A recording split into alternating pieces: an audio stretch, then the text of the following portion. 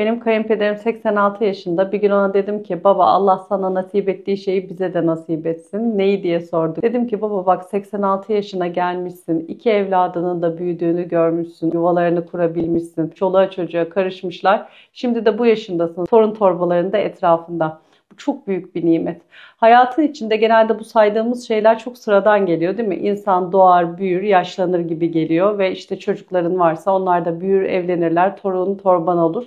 Aslında öyle değil. Bunlar çok büyük birer nimet çünkü olmadığı zamanlarda elbette ki olabiliyor.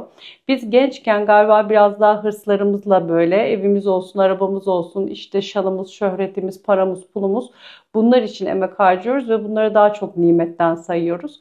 Oysa ki bu ilk saydığımız şeyler hayatında olmasa o zaman ne paranın, ne pulunun, ne evinin, ne arabanın hiçbirinin tadı olmayacak. Rabbim hepimize bu sıradan saydığımız şeylerin ne kadar önemli olduğunu fark ettirsin inşallah.